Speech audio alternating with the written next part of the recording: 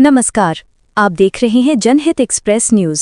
आज की बड़ी खबर आ रही है आजमगढ़ से, जहां नेहरू हॉल में आयोजित पीडीए महापंचायत में उमड़ी भारी भीड़ ने एक नया राजनीतिक संदेश दे दिया है। जी हां, आजमगढ़ के नेहरू हॉल में मंगलवार को आयोजित पीडीए यानी पिछड़ा दलित और अल्पसंख्यक महापंचायत में जन सैलाब उमड़ पड़ा। पूर्वांचल के कोने कोने से कार्यकर्ता, समर्थक और जनप्रतिनिधि इस कार्यक्रम में पहुंचे।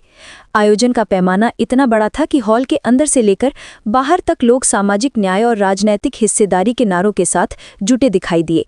इस महापंचायत के मुख्य अतिथि रहे जौनपुर के सांसद बाबू सिंह कुशवाहा और आजमगढ़ के सांसद धर्मेंद्र यादव। कार्यक्रम का संयोजन किया कुणाल मौर्य ने। वहीं मंच पर समाजवादी नेता ललन चौहान, शैलेंद्र यादव, गुलाब राजभर और विधायक अखिलेश यादव समेत कई प्रमुख सामाजिक कार्यकर्ता मौजूद रहे। वक्ताओं ने एक सुर में कहा कि पीडीए आंदोलन का मकसद समाज के पिछड़े, दलित और अल्पसंख्यक वर्गों को उनका हक और बराबरी का अधिकार दिलाना है। सांसद बाबू सिंह कुशवाहा ने अपने संबोधन में कहा कि देश में सामाजिक न्याय की असली लड़ाई अब पीडीए के माध्यम से लड़ी जाएगी। जब तक इन तबकों को बराबर की हिस्सेदारी नहीं मिलेगी, लोकतंत्र अधूरा रहेगा। वहीं सांसद धर्मेंद्र यादव ने कहा कि पीडीए सिर्फ एक संगठन नहीं, बल्कि सामाजिक बदलाव की विचारधारा है। हमें संगठित होकर सत्ता में हिस्सेदारी सुनिश्चित करनी होगी। कार्यक्रम में वक्ताओं ने एकता, संगठन की मजबूती और आगामी चुनावों में पीडीए की निर्णायक भूमिका पर गहन चर्चा की।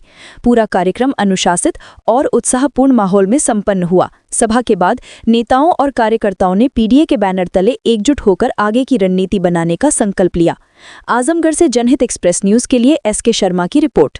जनहित एक्सप्रेस, जहां हर आवाज है जनता की आवाज।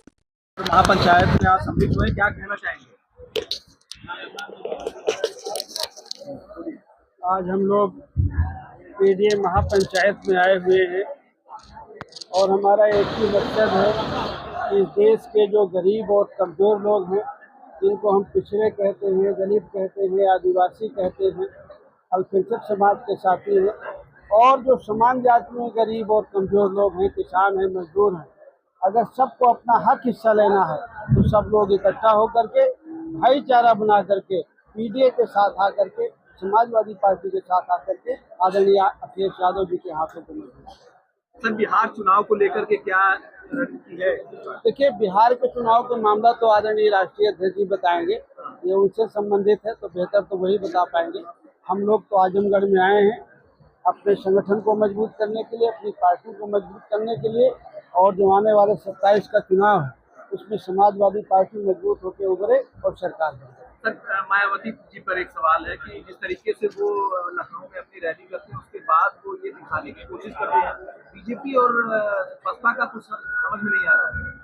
नहीं, उन्होंने तो सब साफ कर दिया, सब बोल दिया उन्होंने। अब आप पत्रकारिता करते हैं तो कुछ उन्होंने छिपाया है क्या?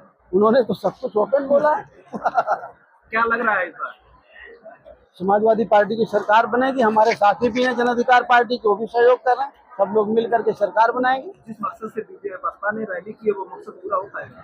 नहीं, अब ये मकसद तो शायद पूरा नहीं हो पाएगा। पूरा तो समाजवादी पार्टी का मकसद है। ठीक है, शुक्रिया।